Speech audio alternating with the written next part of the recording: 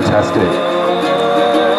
Okay guys, well my name's James and I'm actually not in charge of this event. I just bought the speaker for these guys. The beautiful 78ers are here. I'm on the board of Mardi Gras and I do want to say it's absolutely lovely to be here tonight and very special given that it is the 24th of June, which is the 39th anniversary on the dot of what happened here and down the road and up the road and everything we're going to discover tonight in 1978. So it's very special. And it is what happened on that night created what we now know as the Sydney Gay and Lesbian Mardi Gras. So it's very special to many of our hearts and we have a lot of people to thank for that, including the people that started it, the 1978ers, and we have quite a few of them here tonight. The next year is the 40th anniversary, so during the actual Mardi Gras, I think we'd love to see these guys give a walking tour of the actual event for tourists. So you're like our test case. And in which case, bear with us. So we're going to walk down, and at moments we're going to stop. Different people have decided to give different conversations where we stop, and then we'll just keep moving down. I'll just fill you in a little bit more about our assembly here on the night. It took a little while to get here. There's a nice recording with Lance Dowland, who drove the tabletop truck that first Mardi Gras night. He was identified with the police. They came out of the Darlinghurst Police Station over there. You can see the building over there with the round top, the infamous really. And the police came out and were very angry with him and saying, what are you doing here and what do you think you're blocking traffic, etc. It was their territory, but he had got a permit from elsewhere, from another police station, and they were angry to start with. But they didn't show it to most of the crowd. We just went on our way. There was a bit of a festive crowd. We weren't used to this kind of thing really. It was demos or nothing, but you know, this was meant to be a street party and just started wandering down really slowly. So was there just one truck? Just one tabletop. How many? Banners. How many people? How many in the group? Yeah. I think 1,000 to begin with. About not that many, no. Not quite 500. 500. It got up to 2,000 at the end. I was going to say, it started off as small, but we were in the pub here thinking about, will we, won't we, will we, won't we? And we did. Yeah. Any other recollections? Any different recollections? Because history's like that. So you must remember that this was late on a Saturday night and it was really freezing cold, and we were just on the other side there where there was a bit of an open space, and we had music on the back of that truck. And you know how music is actually quite an amazing tool really if it's used well. And we had songs like Sing If You're Glad to Be Gay, which was a British sort of really gutsy, really hard rock gutsy song. I don't know if any of you know it. Sing If You're Glad to Be Gay. It's worth on Spotify checking it out if you're interested. Tom Robinson was the name of the singer. But so we had this kind of music, but it was actually during the disco era, remember? So we had disco beats as well, ringing out through. And we didn't head off quickly. We waited for a whole lot of people to come together, and then once we had enough people together, we were able to take off down the street. With numbers, it was amazing how you can quickly sense that feeling that you're not alone, you know, when you're with other like people. And there's something to be said about that sort of sense of solidarity that comes when a group of minority members like us were able to see each other and come together. I've got a little story about that Lance Dowland told on a recording from 1998, where he was a truck driver, and he talked about how there seemed to be nobody here at all. Everybody was hanging back, watching to see if anybody else was going to take the lead. And when people stepped forward, a few people found their courage and stepped forward. Out of the clubs and the pub centres. It grew bigger as it went down the street. Very cute and instructive. All right, let's go. Well, because all the clubs Just to give a bit more background, on his day in 1978, there was a rally at Town Hall which was against the homosexual laws in New South Wales, the anti-homosexual acts. And So the original event was the rally in the city, which was against what was going on in the government at the time, because it's illegal to be a practicing gay man. But also, there's no doubt that our lesbian and trans colleagues were also discriminated against. In the afternoon at Paddington Hall, just down the road, there was a forum, a community forum about an English woman called Mary Whitehouse. There was a very strong morals campaigner, very anti-gay, and that was sweeping all around the world. So our community here in Sydney and around the area was very concerned about her influence as well on the politics internationally and in Australia. And then Lance Gowan and Ron Austin and a group of others in the group said it'd be a good idea to have a celebration of who we are. So that's how the actual parade march on the night started. It wasn't a protest by itself, but by actually doing it, it is a protest action, but it's a celebration of who we are. So that's how we ended up at the Mardi Gras that night. So we'll cross over now because we actually started just outside what was a toilet block over there, and we went down on that side of the road.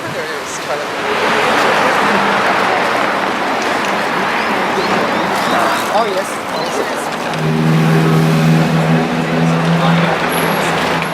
So at this stage, we're just at the beginning as we're coming down here, and as we said before, I think there would have only been a few hundred of us by this stage. And this little strip along here, from here down to Hyde Park, was beginning to be the gay strip. So there were nightclubs, clubs, cafes and so on, which catered towards the lesbian and gay community. Those big buildings across the road, this not where Stonewall is, but this one here, the big one, this was Caplicio's, which was a legendary landmark for gay men in particular. You used to walk upstairs to the first floor where there was a disco dance floor. You could dance with anyone.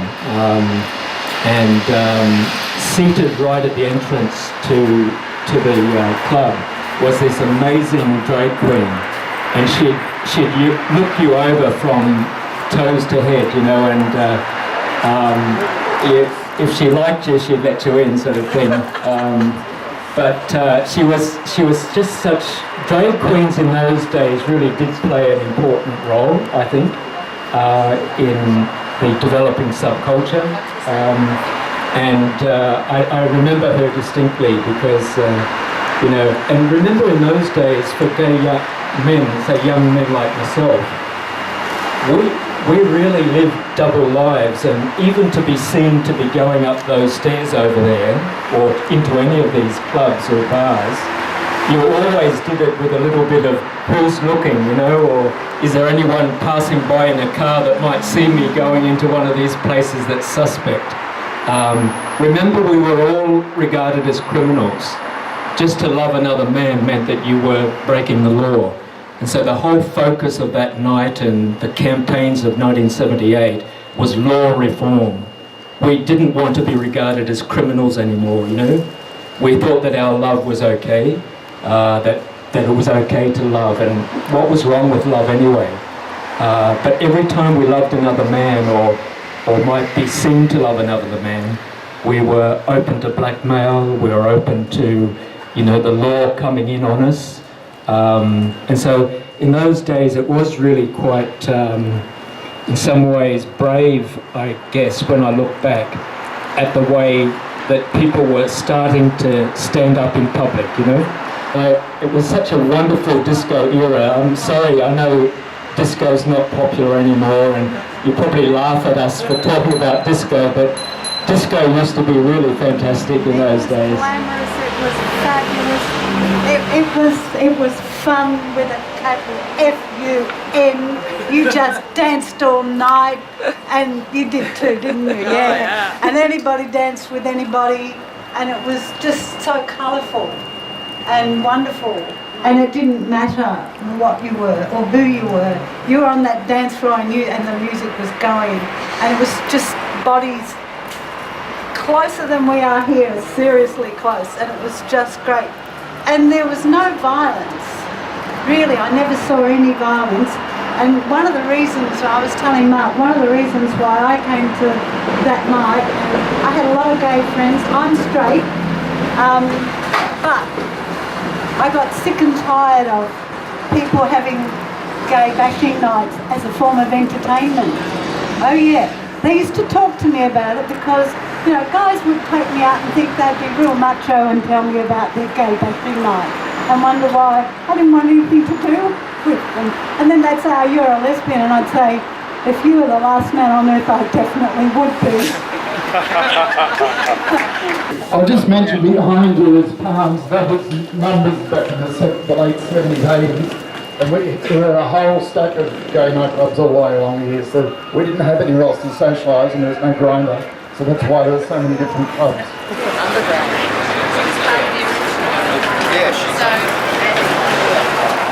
This three-storey building across here is, I believe, Flo's Palace.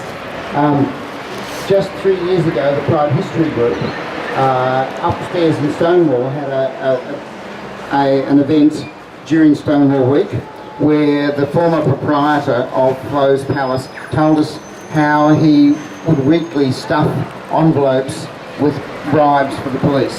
It wasn't occasional bribes, it was a routine salary, which is one of the issues, one of the reasons why the police coming out from the Darlinghurst police station, this was their fiefdom, this was their money, didn't like us saying out of the bars and into the streets.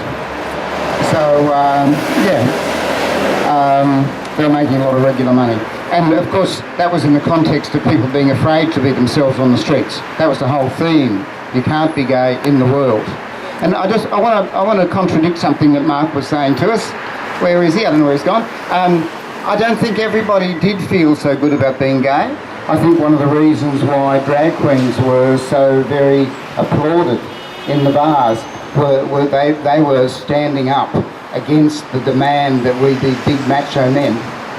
So there's lots of different themes in that. There's also a lot of shame amongst gay men and women for all of the abuse. When people are abused, it's very common to believe it. It's really hard to fight against it.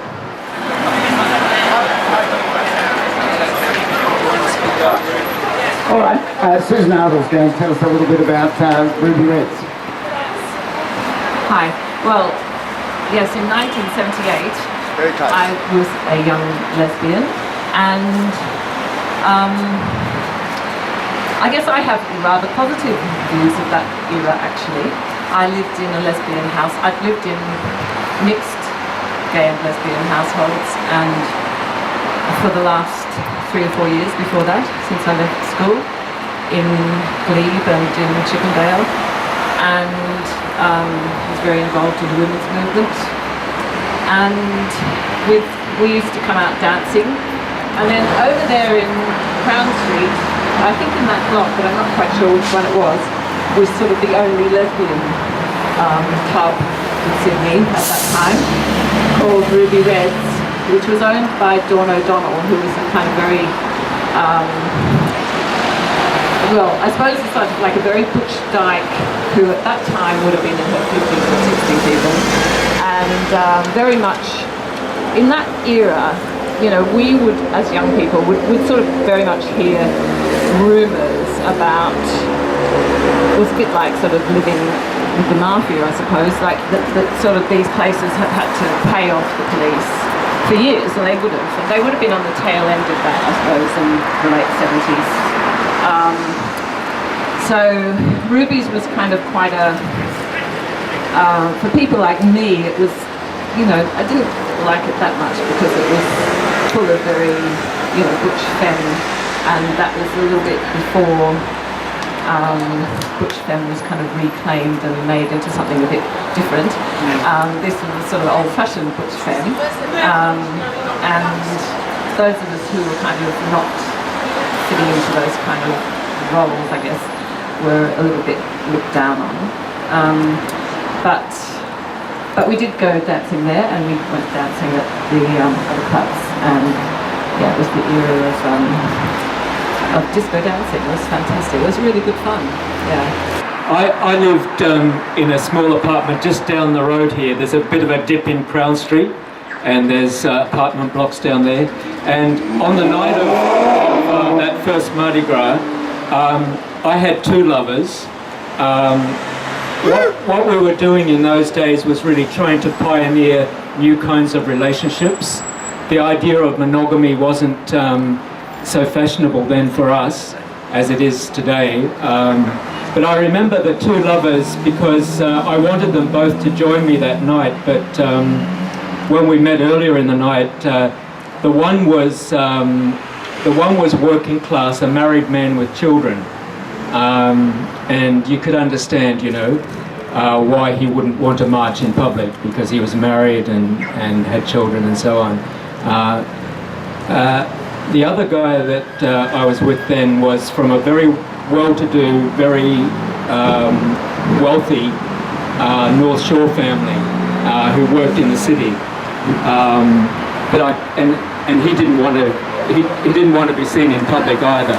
So I'm just telling you that little story just to give you a little bit of an insight, you know, into social conditions in those days. It really was, it was difficult to be open in public about who you really were. Let's go. Like a docudrama, yeah. With a lot of Australians in it, actually. By this stage of the night, we're calling out of the bars into the streets, you know, and we are making a bit of noise. It must be because we're chanting and we're singing. There's music on the back of the truck. But remember, at this point, late in the evening of that Saturday night, we are really, really sort of positive, and we're really impressed by the way that people are coming in and joining us by this point. So there is actually building a really wonderful kind of sense of, wow, you know, this is really something happening here. But let me just tell you that big building over there, the dark one with the Mediterranean sort of theme restaurant now, that was an amazing disco. That was a disco called Patches. Does anyone remember it? Do you want to just say something? Oh, it's one of the first gay bars that I went to. Was it? Yeah. And that was in the 90s though. In the 90s, Yeah. Oh, it's the same. I think it was the first gay bar I went to. Wow, so there you go. We must have been making a noise that night because people came down the stairs and outside to have a look. This is, you know, because people didn't go out to nightclubs until very late, as the sort of has today, of course, but people wouldn't really go out, wasn't it, until after 11 maybe, or something like that. But anyway, people came down, but in those days, people came out of the gay bars and said to us, "You ratbags, what are you doing?" Because a lot of the gay people who were in the bars were still closeted in their own way, you know what I mean? Because they didn't like us to be coming out in public because we were bringing attention to them. And people actually did prefer that everything stay quiet and nothing change. And so we had some of our own people. I can remember distinctly that night people saying, "What are you doing, you ratbags?" Protesting in the streets. Well, we could have been dancing, it's true, which maybe I would have liked to have been up there at Patches that night, but still, as I say, this was quite a wonderful feeling now because we had more than what we started with because quite a few people had joined us from the bars. So we had more than 500 by this stage. We were on this side of the street and the traffic was still moving on the other side of the street. But everything was about to change a little bit soon, so at this stage we're still really riding a high. Yes, this is actually where I joined the parade. While I was at the march in the morning, part of my nightlife was going to all these nightclubs along here. We also passed the Shift on the way, probably a lot of you know that place. That was known to us as the Tropicana at one stage. There was another Dawn O'Donnell venue which seriously burnt down and then became the Shift. Also down the road on the opposite end of Crown Street to Ruby's, down the hill, at one stage there was a Hard Rock Cafe there and that used to be Jules, which was another gay venue at the time. But I joined here in Patches. There was some of you who went to Patches probably remember Trixie Lamont. It was an infamous drag queen on Oxford Street.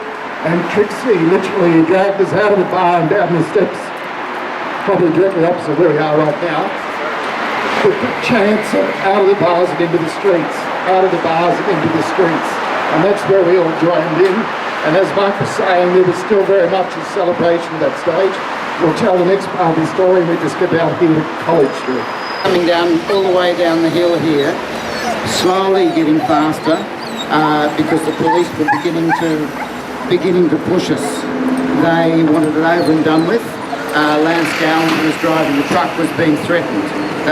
And he found it, towards the bottom here, he found it necessary to close the windows on the only float. And the police were knocking on the windows, and at one stage, according to him, trying to break the window and threatening him. All right, we'll cross over while we can. So Lance was really trying to stick to the plan, which was to come down here and park, and that was the end of the whole Mardi Gras. That was the whole thing. We were going to just have a little bit of a bop around with the music on the truck, maybe a little speech about it, and that was meant to be it. But instead, the police commandeered the truck. They did manage to get into the truck. They had disconnected the music, and they got the door open, and they were trying to drag Lance out of it. So they took the truck off elsewhere. I'm not sure where that went. We went around here, everybody milling around here, and there was a struggle between the crowd, between the Mardi Gras and the police, who had one end of Lance, and we had the other end. And I can tell you, there are a lot of very determined blokes in that fight, and they were going to win, and they did. And he was never arrested.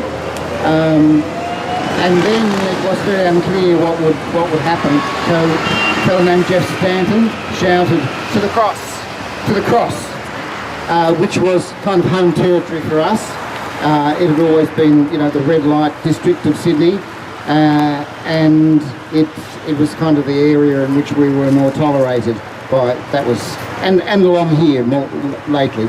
The reason why Jeff Stanton, and also it was drawn by Jeff McCarthy on the night, said onto the cross is because a lot of the bars up Oxford Street and the cross were owned by either Dawn O'Donnell or Abe Saffron. Both had a bit of a reputation if you want to read up on them. And those bars also survived by brown paper bags, as in money was passed on to the police to keep those bars operating. And the police would ignore the bars providing those bribe monies were paid. So once this conflict started to arise with the police, the view was, well, they're part of the problem. And the police at the time were not happy about having a Mardi Gras, or in particular, not happy about changing the laws, because that would affect them financially, because they were making money out of our community through these underhanded brown paper bags. So that was part of the reason behind why Jeff had yelled out onto the cross.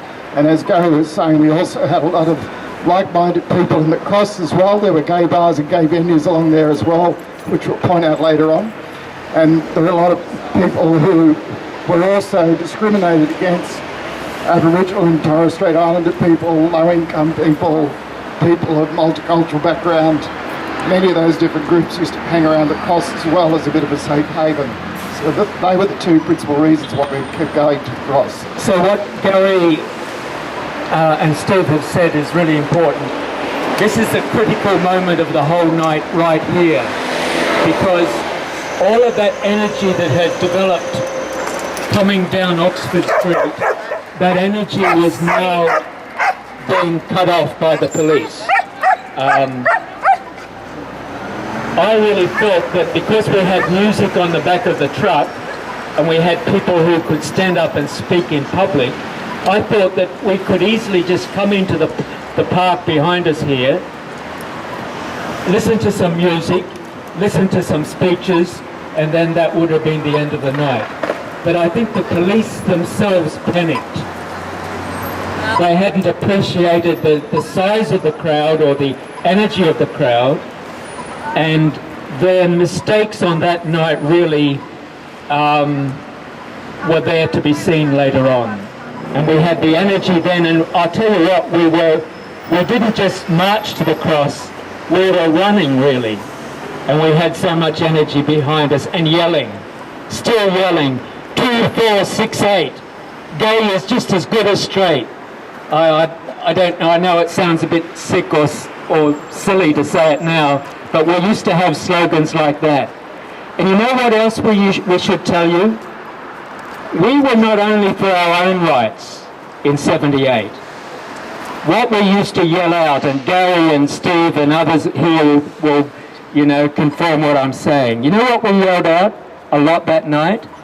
Stop police attacks on gays, women and blacks. Stop police attacks on gays, women and blacks. We're going to head down College Street a little bit. Let's go. Police seem to be everywhere. They were at the top of Head Square.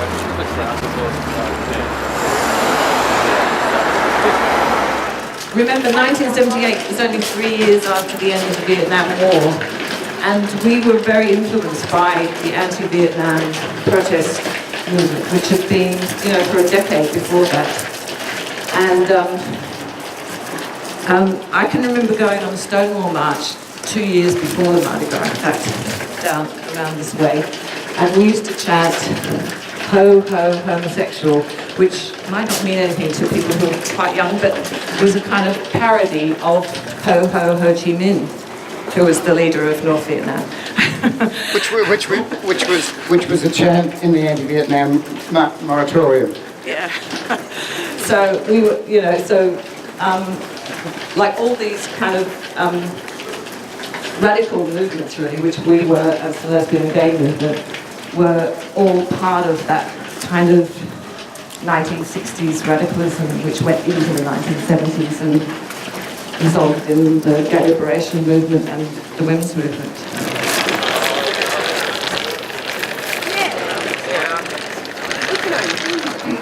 You can see Darlinghurst Road where the Coke sign is. That was the second sign that something was wrong, because we saw a whole stack of blue F100 paddy wagons, which is sort of similar to that white wagon that just went down the road, but we used to call them paddy wagons. And they all went screaming down Darlinghurst Road, and we were wondering why so many police were heading down there. And the next part of the story will explain what happened then.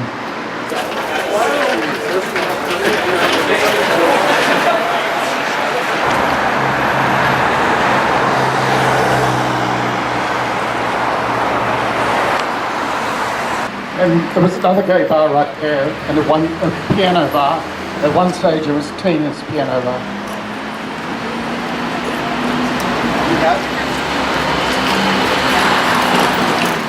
Let's keep walking. Coming in here, Yeah. how, you know, were there people coming out of pubs and clubs joining you? Absolutely, Was there, yeah. you know, angst? I mean, was there, what was that mood like? The mood was still really, it was a sense of, wow, look at how many people are supporting us. Fantastic. Little did we know what was going to come quite soon. This is where the crowd grew quite substantially, because we had a lot of support people in the classes we were saying before who joined in. And we mustn't forget that straight non-gay people were part of the celebration that night. They joined with us and supported us.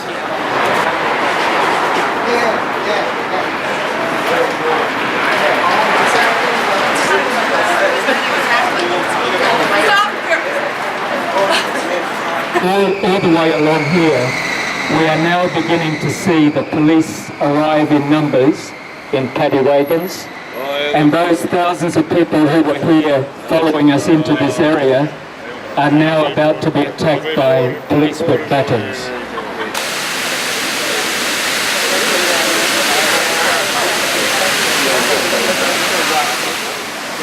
So just behind the Rex Hotel, and there's a laneway on the left, which is where the Wayside Chapel is, that some of you may know. Jeff and I and others spotted that there's a whole lot of police cars and police rallied up those laneways.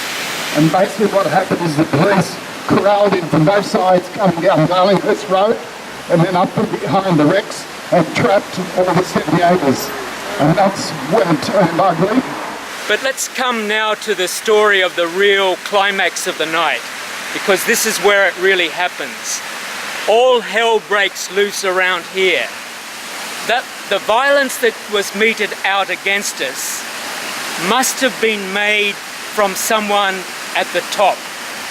Because when the police came in on the crowds of people partying here, we were about to come to the end of our protest. I think we would really have all gone home quietly at this stage. But the police seem to have had orders to come in as hard as possible. And thank God they didn't have guns in those days, because I'm pretty sure right where you're standing there would be blood right here. But they had batons. Were they made of wood or rubber? I can't remember, but wood, that's right. They were made of wood, these batons, and the police seemed to me to unleash the worst of their violence against the women. I was pretty big at that time. I'm old now and I don't look very strong, but in the 70s I was pretty big, and I noticed the way that the police were not attacking men but attacking women. And and there were a lot of women. There were a lot of lesbians as part of that first Mardi Gras. You have to believe me. And I've thought about this for a long time because I've had time more recently to think about it. I was actually about to sort of run away at this point because I could see what was going on. People were being thrown in to paddy wagons, sirens were going, people were yelling and shouting, but I don't know what it was, but I saw women defending other women, and something in me made me want to say, God, look at the courage of those people, you know? Look, they're standing up to this oppression. And there was a powerful thing, I think, that took hold. I'm not talking about me, but I'm talking about other gay men who were braver than me, and women. Suddenly everyone said, enough is enough. We've been oppressed for so many centuries. We always run away, you know? We always hide. Well, we're not going to hide tonight, I think we must have been saying to ourselves, you know? We're not going to hide, we're going to fight back.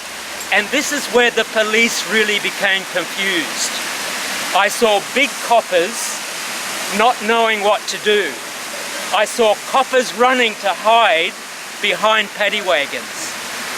And I saw coppers who were trying to throw people in the back of those paddy wagons, unable to lock the door because we were pulling them back, trying to release people who were already in those wagons. So really it was ugly. It was really ugly here. There was blood, not from guns, but from people who were wounded by those trenchants. The blood was flowing, and I remember people saying that they were running back up to try to find a safe a safe place, like a cafe or somewhere where they could get some first aid. They were trying to run away from the police because more police were arriving. And there were some little triage, you know triage? There were little triage places up along here where people were trying to recuperate or get some help. But what happened then ultimately was that 53 people were arrested. Do you think that was the end of it? Do you think we were going to go home? Well, it's well after midnight, you know? It's well after midnight. It's getting, isn't it, Steve? It's getting on to 1 o'clock, maybe? We were not going to go home. Where are they? We yelled out. Where are you taking them? You know? And we knew that there was the police lockup at Taylor Square, and that's where we headed, those of us who were still sort of gathering our wits about us to know what to do. After 1 o'clock it would have been, between 1:30 and 2 o'clock, we eventually do reach that police station where our brothers and sisters were being beaten inside the cells of that Taylor Square police station. The story goes on from there, but remember, we're talking about late at night, and I don't know what it was, but something took over us. because we'd been oppressed for too long. And remember I talked about the solidarity?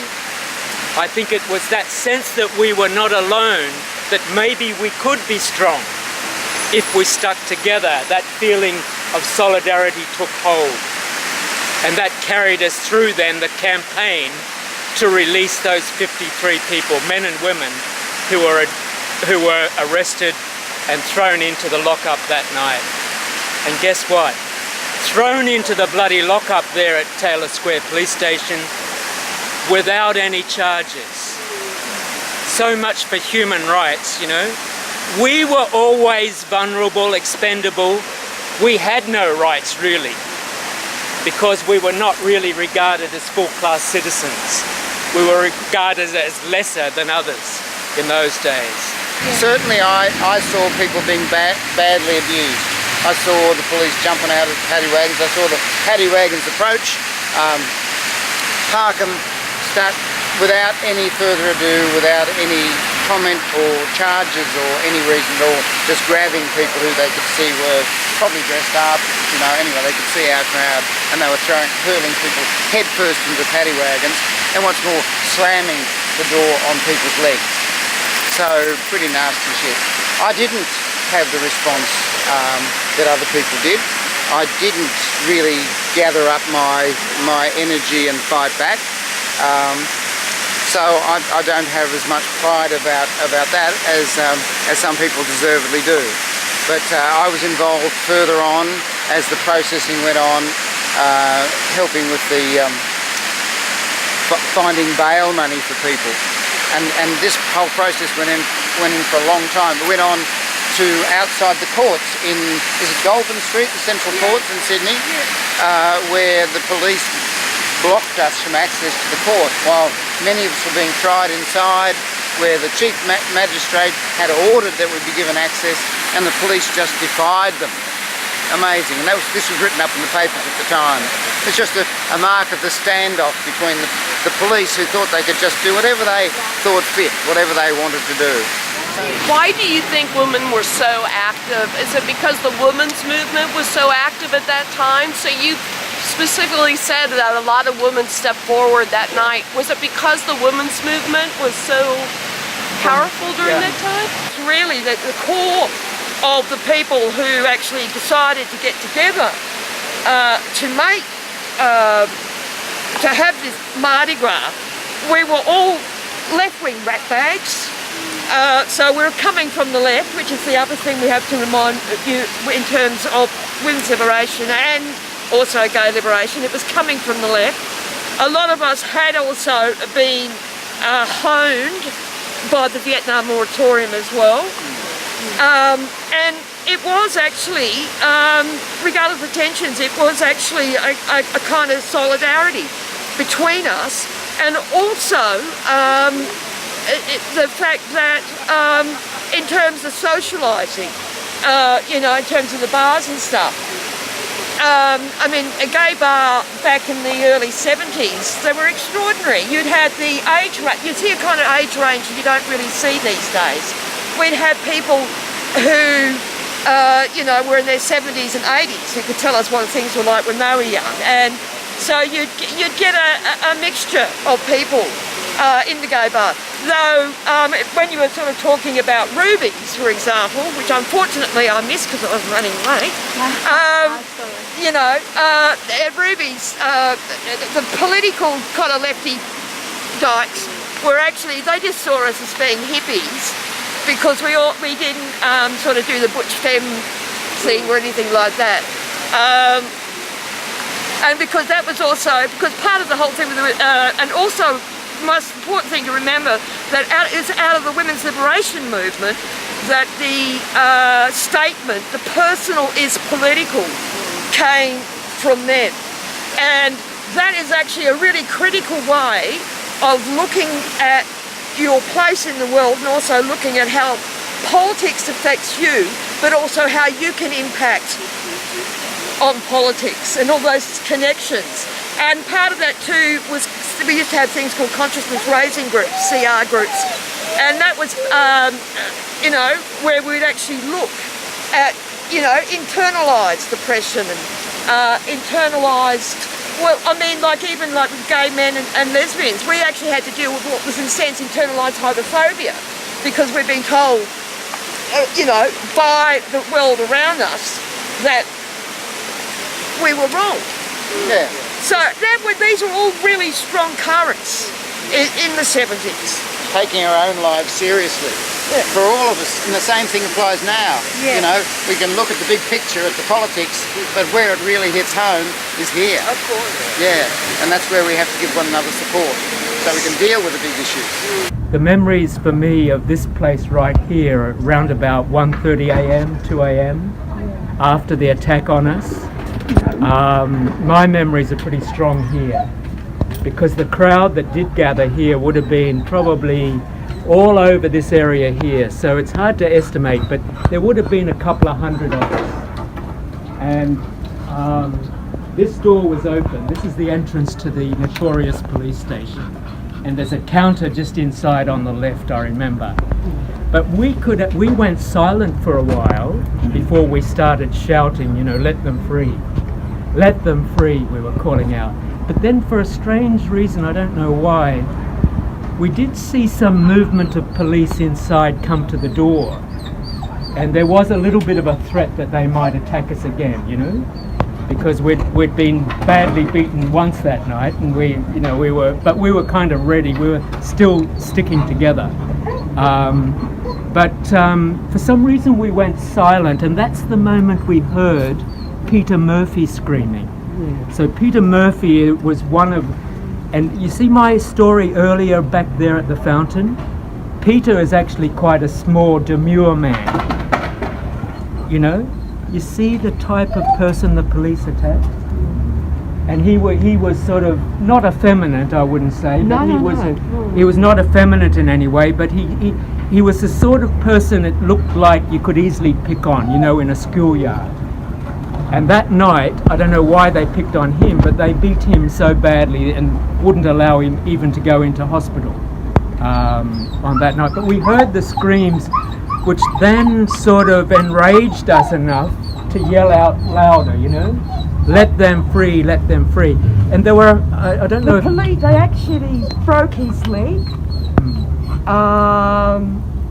his wrist, and Peter was, telling me about this. He also, because of the way that they were kicking into his stomach area, he threw up, but he also lost control of his bowels as well, because of the way that they were laying into him. It was a really, really vicious assault. So at this stage there was sort of a hiatus, if you like.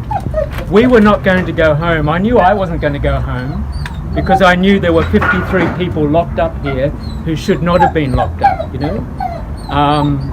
and strangely there were not large reinforcements here anyway. I think a lot of those paddy wagons, I don't know where they went, but maybe some were still over at the cross, mopping up or chasing people away.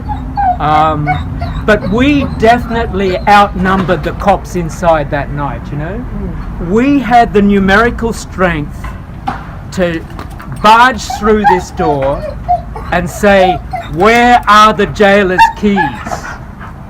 Give us the keys. This is what in going through my mind was this action.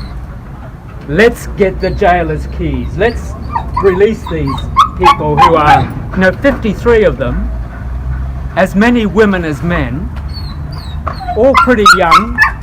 And anyway, so for a few moments, history could have gone either way.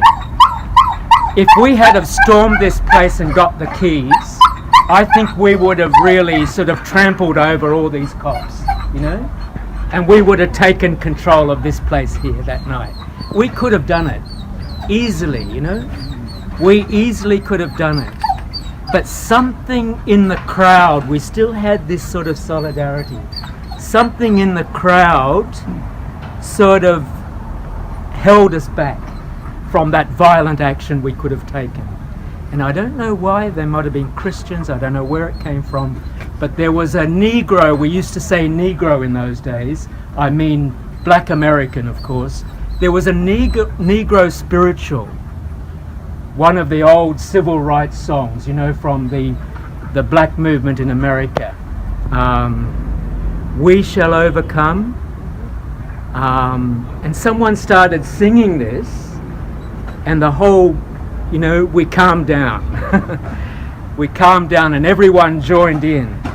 We shall overcome, you know, and then someone said, I'm a lawyer. And another one said, I'm also a solicitor.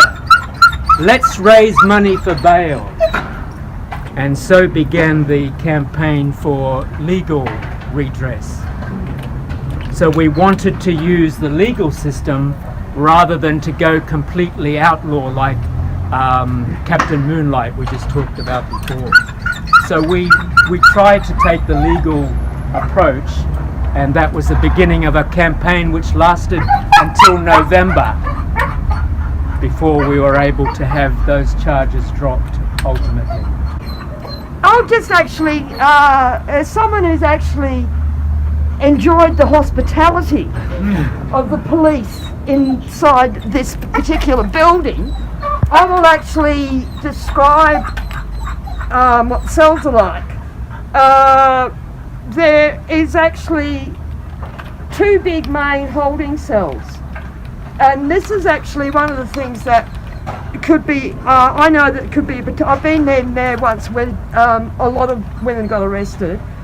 So, and these actually are supposed to hold about 20 people, but I've been in there when they've jammed 40 people in. So you have these 2 big holding cells. You then also have these other, just the individual cells. And that's where Peter Murphy was dragged into. He was dragged into one of the individual cells. Now, in terms of raising bail, I at the time actually lived in Melbourne. I had come up for this because there was a group of us who we all knew each other through the national homosexual conferences, and I was actually rung up and I think actually literally on the night that the decision was made that it was going to be a Mardi Gras, and so I came up to Sydney. Now, what happened is that back in those days, people actually sort of like lived in households, and so we'd have different households identified by street names like Gertrude Street or whatever in Melbourne. And I got onto the phone, and in those days it was the AB phone. It was made a trunk call to a couple of key households in Melbourne, and then they hit all the other households. So I said, we need money, and you're never going to see it again because it's just impossible. And then on the Monday morning, I went to the GPO in Martin Place, where the money had been telegraphed in those days. And it was, close to $1,000, which was a lot of money back in 1978. And that was just handed over to help with whatever needed to be done. Down near In the city. in the city, Yeah. Liverpool Street, behind the courthouse, there was another police station there and a lock-up there. So there were some people down there, and it took a while to work out where some of the missing 78ers were, and that's where they were located. And bail was raised for them as well. The old city station, yeah. Yes. Yeah.